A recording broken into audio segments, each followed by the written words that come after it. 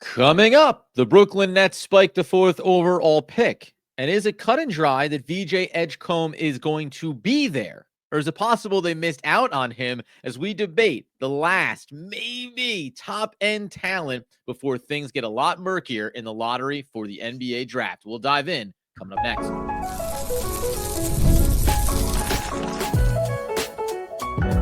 You are Locked On Nets, your daily Brooklyn Nets podcast. Part of the Locked On Podcast Network, your team every day.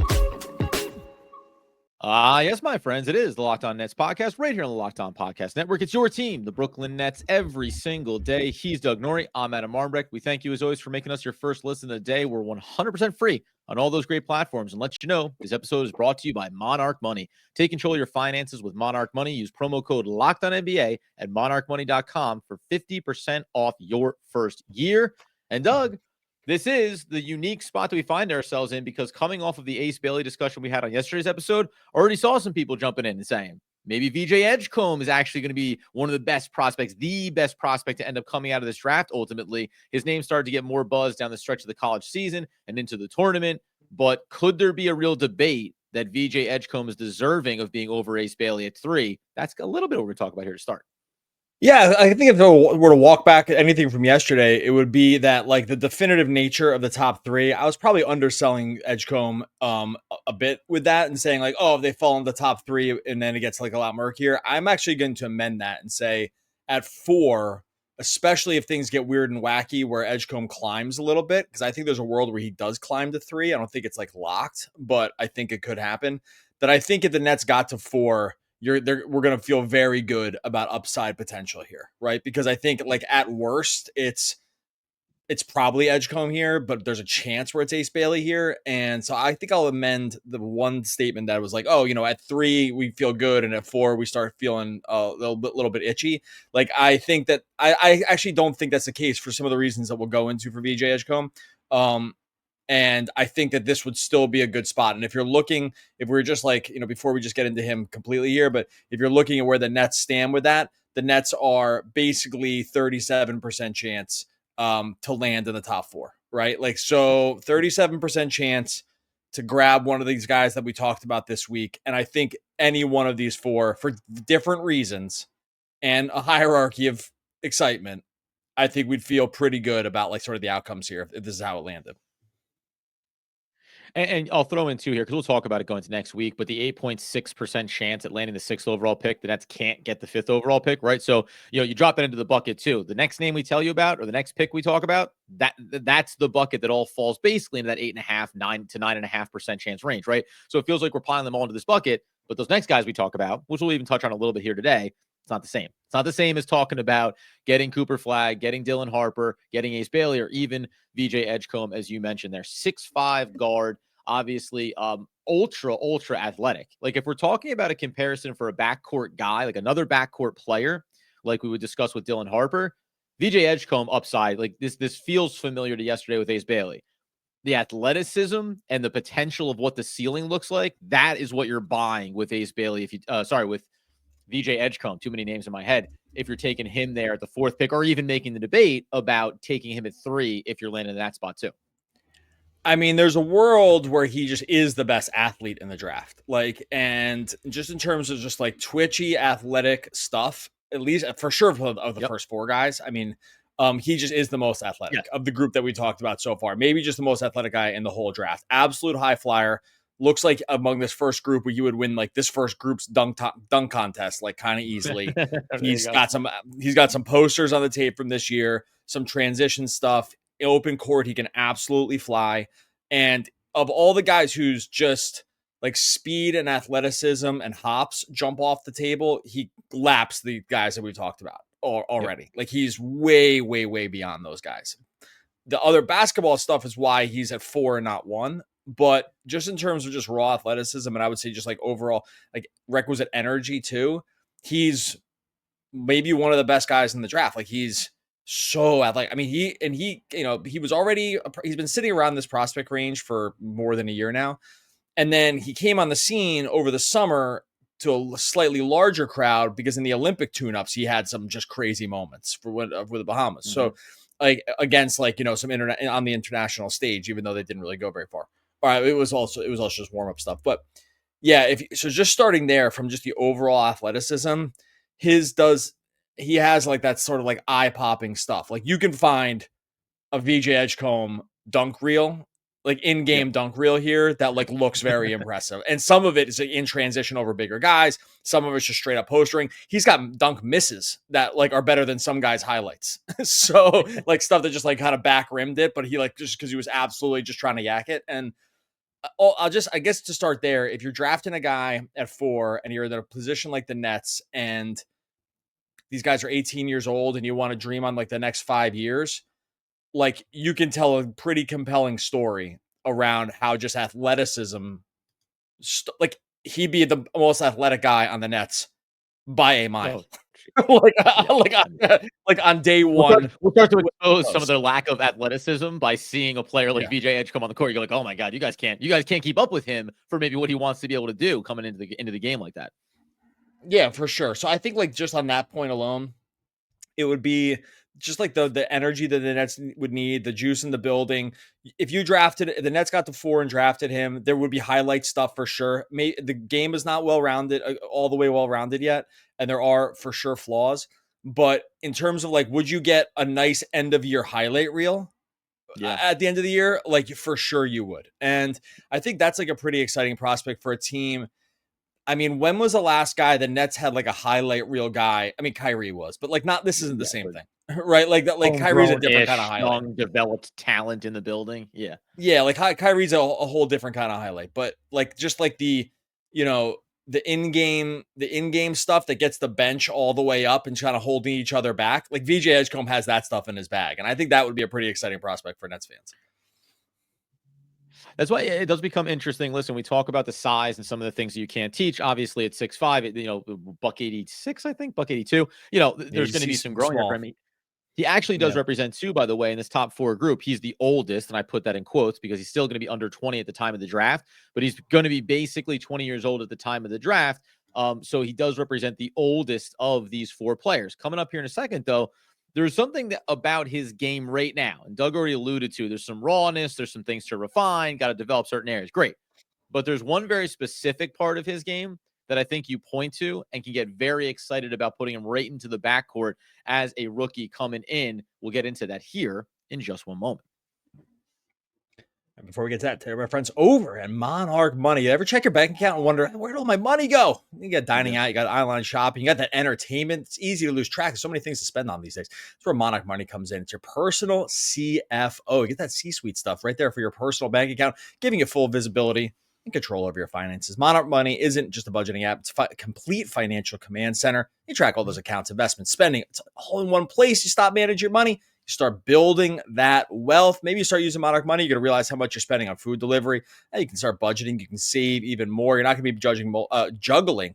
You are going to be judging, and you will stop juggling multiple apps. You can use Monarch Money to check your finances, track spending, even plan those long-term goals. Take control of your finances with Monarch Money. Use code LOCKEDONNBA at monarchmoney.com for 50% off your first year. That's monarchmoney.com. Code LOCKEDONNBA for half off your first year at monarchmoney.com.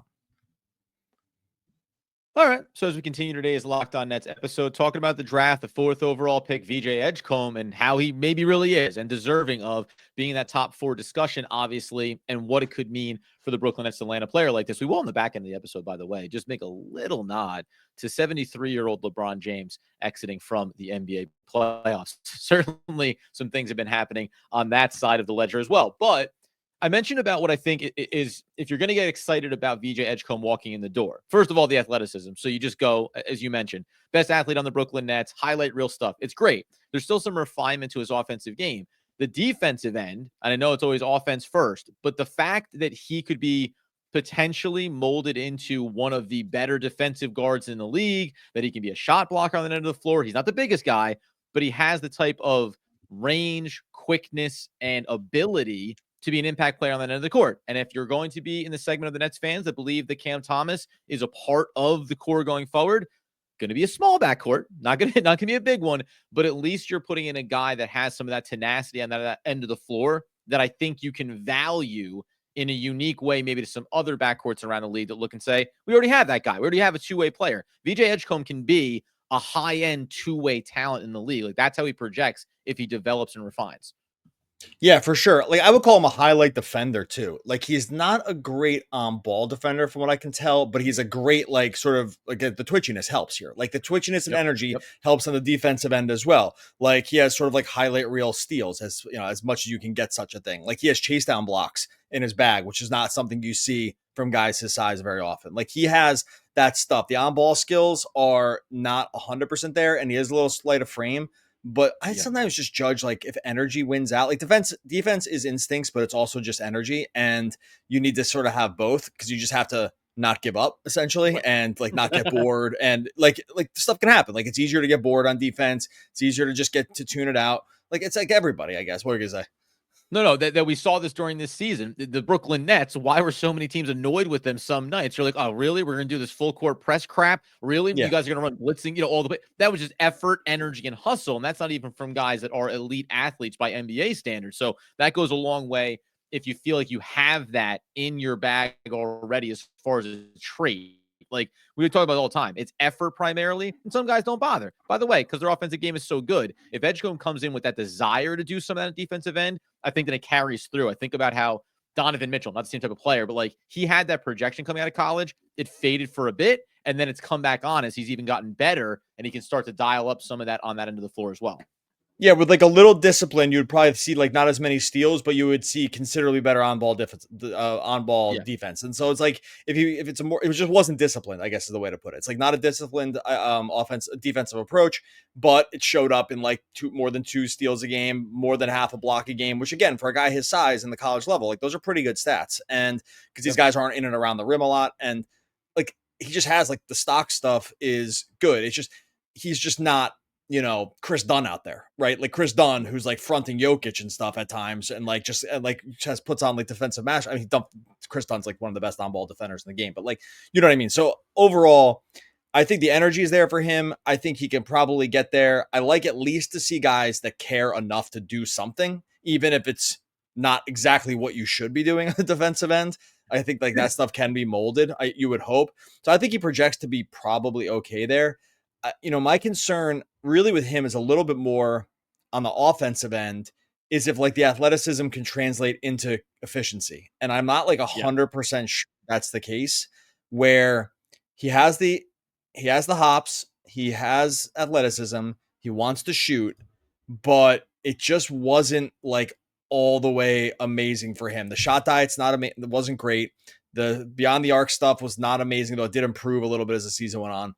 Like 44% from the field at 11 shots per game is just not efficient. And one problem with that is, so like unlike Dylan Harper, who is like almost like an elite at finishing at the rim, right? Like he's just like a big body, used the size, both hands, could see the angles. He would get close to the rim and you would just be like, he just kind of knew what to do, right? I'm sure that's like not the most high level basketball look at this, but watch Dylan Harper on the rim and you're like, oh yeah, he kind of knows what to do. Kind of knows where to position his body. Again, knows which hand to go, sort of like knows the angles. Oh, now's a good time for the shot to go up. I need to go out here a little bit more to put it off glass.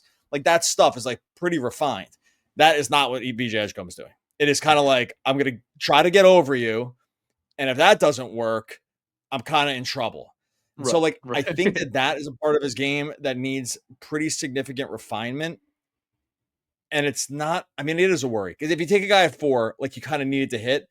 And if he wasn't able to really improve that level of his game, there is a ceiling on what he can become. Like the athleticism won't take him far enough. And I think like that's why an athlete of his stature is 4 or maybe 5 in some cases, because I think people are worried that he gets to the NBA and like scoring just gets even harder. Like it just doesn't get easier. It doesn't get easier at the NBA level. And carelessness really erodes your athleticism, right? If you're careless with the ball on the offensive end of the court, talk about like his handle. He has such a fast motor, but who the Brooklyn Nets have? This is a couple of years ago. It wasn't a highly rated prospect. We always reference him as like being shot out of a cannon when he would come onto the court. I know, but it was that like, Edmund Sumner. It was Edmund Sumner. That kid, right? When he would burst out, you go, "Oh my god, this dude is like a flash of lightning." But also, and these guys aren't comps, but it's like but also he can't totally control himself because he's going so fast and the results are the results. Sometimes all it the works out time. great. All the time. He could run faster than he could dribble. Like he could run Yep. much faster than he could dribble. And it was like very obvious for him. Yeah. And I think there's a little bit of that, as you say, about like, can you hone it in a little bit? Because if you can't, and then you're a little slighter frame, you're 6'5" and $180, and you're not necessarily like Dylan Harper, capable of making the adjustments and reading where the defense is and positioning yourself comfortably around the basket. Well, now you're just like a really athletic player who can do some really cool things. But guess what? There's a lot of super athletic dudes in the NBA that can't master those secondary kind of skill sets that really matter to valuing and being evaluated as a top 4 pick and a guy that potentially could have one of the higher upsides. And I think the other thing here, we said this with Ace Bailey, probably the same thing when we talk about range of outcomes, right? We said Dylan Harper, it's a tighter ceiling to floor, but you feel really confident about getting quality out of that pick. When you get to Ace Bailey, higher ceiling than Dylan Harper. We don't know if the floor is quite, where that floor kind of lands. I think we'd have a similar discussion. You can agree or disagree with VJ Edgecombe that, yes, there is a ceiling there. I probably don't put it as high as Ace Bailey because of the things, the size, but there's a bigger risk. I think there's probably a higher risk factor with VJ Edgecombe and what his floor looks like than with an Ace Bailey. And we talk about those range of outcomes. Yeah, you're definitely more worried about the floor because the floor of the basement, because if the scoring doesn't come around in a really efficient way, he's just in trouble. Now maybe he gets by on defense, right? Like maybe he just hones himself into like a super athletic defender who can high fly at times and has like just enough to to get all the way there, right? And I think that like that's still a very productive NBA player. It's probably not what you don't draft number 4 on defense for sure, right? Like you have to, at number 4, you have to kind of be able to do everything. And he can. I think there's easily a world where he can. So it's not even like they saying that. I think the floor in him is that like he's a very energetic defender who is just off ball enough to like never worry about it too much, but that's like below superstar level because you're kind of be off ball and you're not super elite. If he gets both, then he's a total superstar. I just think that like the question mark around the offense, like I'm not that worried about Ace Bailey becoming like a really, really high touch offensive guy. I would be a little more worried with Edgecombe, but I think Edgecombe's athleticism translates much better than Ace Bailey's maybe. And so it's a push and pull here. I do think there's going to be internal evaluations that differ on these two guys because there are going to be teams that probably look at some of the efficiency stuff and they're just like, no, thanks. It doesn't get there. Like it's too hard. It's too hard to make up the difference. And then there's the other teams that are like, hey, you can't make this out the athleticism. You can't practice someone into athleticism. So you should just take that and go for it. Like, but I can coach shooting, or I can coach and control and timing and finishing and all this other stuff. So I think there's just going to be sort of like a push and pull around what teams think their confidence in what they think they can do, or their confidence in that like these stats tell the whole story, or this tape tells the whole story now, and these guys don't like come around. I don't know. I'm just trying to get in the head of where like maybe different front offices are here. Coming up in a second, what does it mean if the Brooklyn Nets landed 4 and it's VJ Edgecombe and he comes and joins Brooklyn? How does he fit into the roster? Do we like it, love it, somewhere in between? And also, what do we think about what's going on in the NBA playoffs? Goodbye, LeBron. We'll see you next year. Maybe. All that coming up next. All right. As we tie a pretty little bow on today's Locked On Nets podcast episode, talking about the 4th overall pick, VJ Edgecombe, and so much more. But let's tap back into it for a second. When we talk about the fit of the roster here, I for some reason, and again, these aren't comps, these are just things that pop into my head. The key, like I thought about Keon Johnson and how now he was not, a top 5 pick in the NBA draft. Ultra athletic. Like I think about watching him this past season. The shot just doesn't quite come around. Like you go over and pull up his college stats, and he was 45% from the field. He was bad from beyond the arc and remained somewhat bad, although it picked up at the end of the year. That flashed in my mind. And he's a tenacious defender. He's a scrappy guy. He's going to pest you. He's going to bother you. Like it's awesome. Different spectrum of player, but it sounds a lot like, right? All these kind of things that could be good for you if this. And VJ Edgecombe is far better of a natural, pure super athlete coming out. But it's a reminder of how like the prospect of athleticism and refining it and growing it is just that. It's a possibility. It's not a guarantee. And I know we keep coming back to the age old, like, size can't teach it, can't coach size. The other things you can try to build up on. So at 6'5", $180 as he's coming into the league, like, there's a lot of growth there. And by the way, not to trend negative, and we did this a little bit with Ace Bailey yesterday too. You come into the league for all your tenacity and your defensive prowess, that's still a small guy. Like, there's some points where Donovan Mitchell comes down the floor and you go, oh yeah, great, come on, come body me up, come be a pest, and I'll abuse you physically on that end of the floor as well. So all these things factor in when you're making a big choice of the 4th overall pick potentially.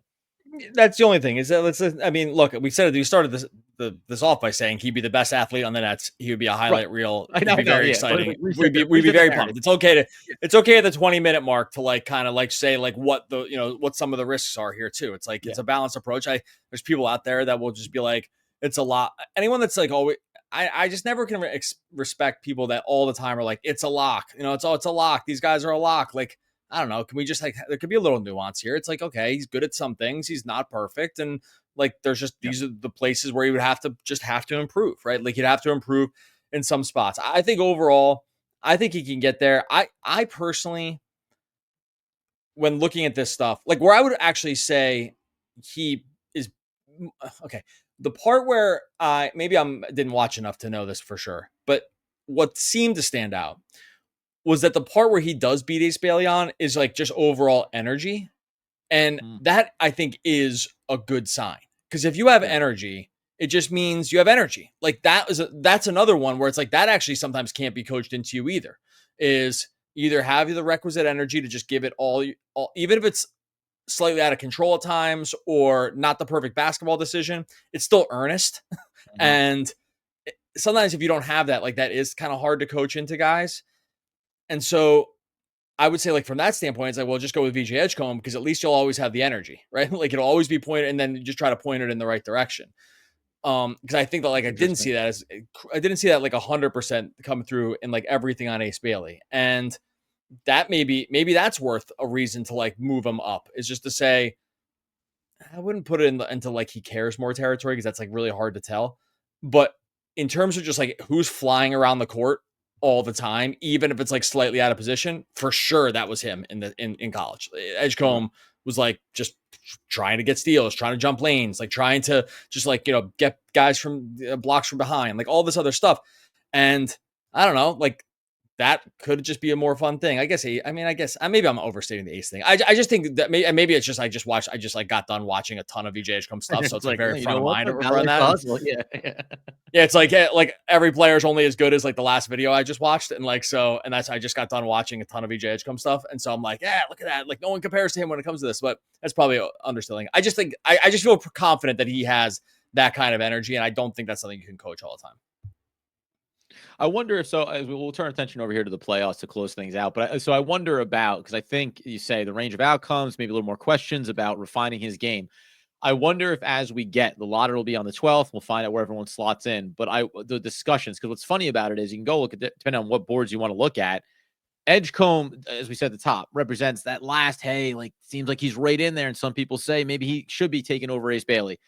I wonder if it opens up, if it goes chalk to this point, Flag, Harper, Bailey, if when we get to the 4th, it becomes maybe a little bit team dependent. What team lands in the 4th spot and how do they look at their roster? And then how do they look at some of the other names that are going to be on the board, right? Whether it's going to be Malik out of actually back-to-back Duke guys right now per Tankathon. Knipple, Malik, Trey Johnson has fallen, certainly, right? You get into Yakinchunas. There's like other conversations to be had. Now, I'm not saying any of these guys are better in my mind than a VJ Edgecombe, but depending on what team is there, if they look at their backcourt and they at least feel pretty good about it, maybe you end up pivoting to another player. Like, do you think that's probably more reasonable than if, let's say, Edgecombe's off the board? Any team at 4, I think, probably looks at Ace Bailey and goes, yeah, we'll take him. We'll figure out the rest. 100%. This is like the teardrop place. Is that what you're asking? Like, yeah.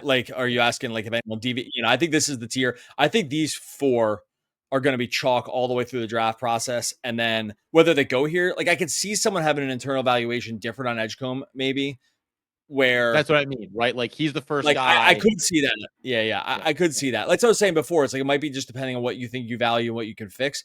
It'd be like, it would be you'd have to be pretty confident, I think, to take one of these other guys over him. But I think you could for sure see it because you're like, oh, I'll take Molly Watch like at 7-2 because you just can't make a 7-2 guy, or something like that. Where it's like, I just can't do that. And I could just find a 6. I could find a 6'5" super athletic guy, maybe a little easier. I don't know. I could see it changing here.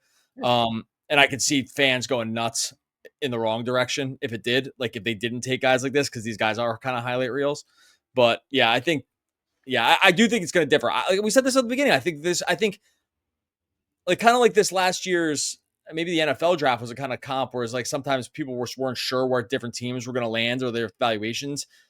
I just think they're also on this. It's a little different here because I think this one's just like there's a lot of talent here, but it's all talent that looks very different from each other. Yeah. And because the talent looks so different from each other, you will get some drafting on need a little bit more in this like 6 and on range. So I think that'll start changing things.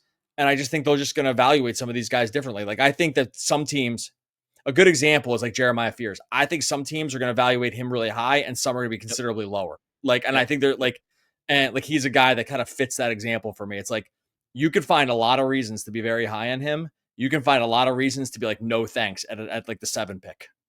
Right. And I think like those, I think there's like lots of stories like that. I think for sure when we talk about this, because I was about to say, VJ Edgecombe might represent, say the Nets end up at the 5th or the 6th spot. There's a world where maybe at 4, they go a different direction with that. Team X goes a different direction. The Nets were at 5. Segment of the Nets fan base is going to go, wow, we got so lucky that team passed on VJ Edgecombe. Likewise, Jeremiah Fears, I think, is the perfect example. There's a segment of Nets fans and just NBA fans in general that say the Nets end up falling to the 8th or 9th position. There's going to be a contingent saying, we need to go get him.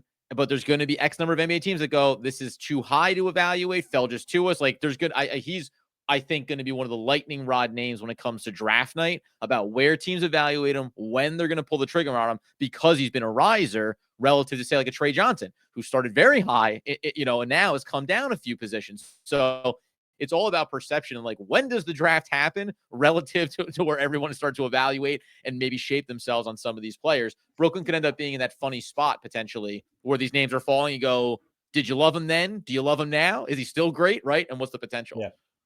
Oh yeah. Last thought on this, because I think this sums it up for me, is that number 4 is where you can be let off the pick 4 right now is where GM can be let off the hook if the guy doesn't hit. Like right here is where if the guy doesn't hit, no one's going to blame the GM because they're going to say, yeah, you just had to take that guy. Right. Like no, but, and so, right. Like Ace, VJ Edgecombe, if anyone took him right here at 4, they'd be like, no one would blame the guy who took him if he didn't work out.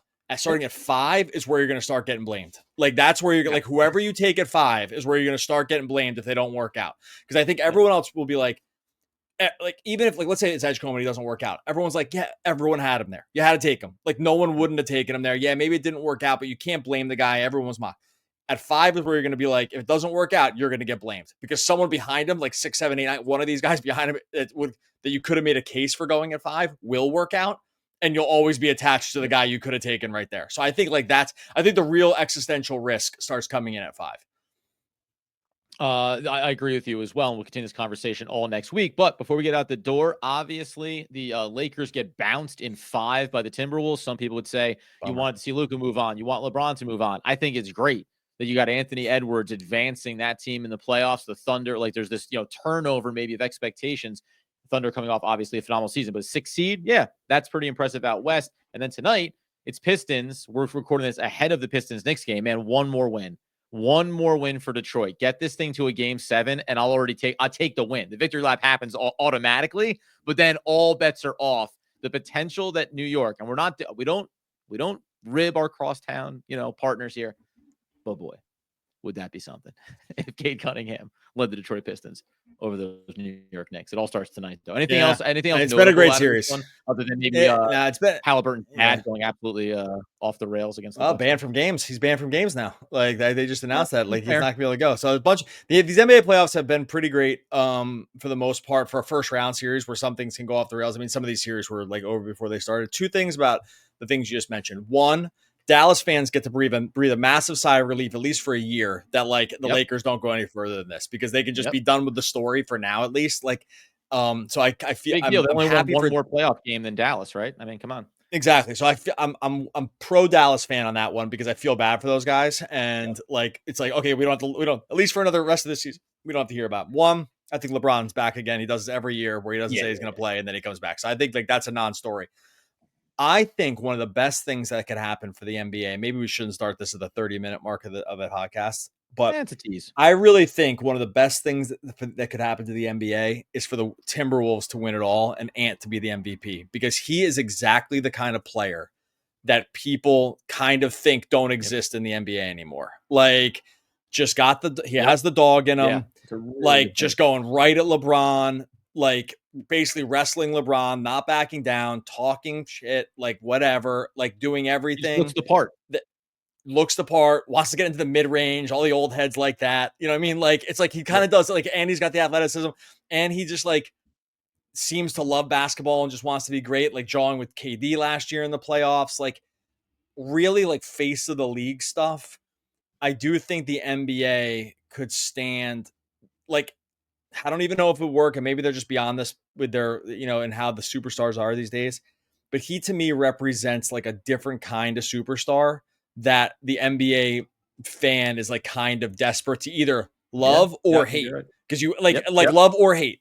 And like, he just has all that stuff. Like, he has the energy, he has the trash talking, he doesn't back down to any of these like legacy guys at all. In fact, it seems like he wants to like really punish them. And I just think the NBA is like desperate for a guy like this. And there just aren't many of them. Like, there's great players. Jokic is amazing. Shea is amazing. All these guys are amazing. Jokic is amazing. It's amazing, and it's tactical. And it's great to watch on like whatever kind of level, like just like an angles level. No one's going to call it like exciting, right? Shea is an exciting player. He also just goes to the line a million times a game, and like there's just like the stop and starts in the lane. It's aesthetically pleasing, but it's not like above the rim stuff. Yeah. Then just go right down the list with like the problems with everyone hates Giannis. Like, half the league thinks Giannis is super dirty and whiny. Forget about Embiid. He's just like terrible. So like, there's just like a laundry list of guys that you just can't really get behind on a superstar level. Ant, I believe, is like a guy that like most fans kind of just root for. And so I don't know, soliloquy over here, but like, I kind of want the T-Wolves to just win it all. I don't think they're going to, but I think it would be very good for the NBA for him to kind of like vault all the way to the top. Couple of quick notes. The opposite of love is indifference, right? So hate, you want it. Love him or hate him, you want that kind of character in the NBA. Yes. At least make it to the Western Conference Finals. And then, because I build narratives, Doug, you just mentioned his name. Another guy everyone seems to hate, Giannis. Great. Let's put him on the Timberwolves with young Anthony Edwards next season. That's how you build narratives, my friend. Perfect. All right, so we're gonna get out of here. We'll be back next week. We'll talk a little more draft stuff. We'll probably going forward, we'll probably put a couple guys per episode, right? Like, we'll go like 6 and 7 and stuff like that. Like, like 5 and 6 together, 6 and 7 together, just to maybe go through the top 10, so we can start to look at sort of all the places the Nets could, and hopefully we don't get too far deep into it, like could draft, and get at least a beginning look at some of these guys. In the meantime, make sure you subscribe to Locked On Nets wherever you listen. Make sure you subscribe over on YouTube as well. We will have an announcement on Monday too. So that's just, we do have I should have waited all the way to the end of this. We will have a decently big announcement to make on Monday as well. So make sure you tune into that.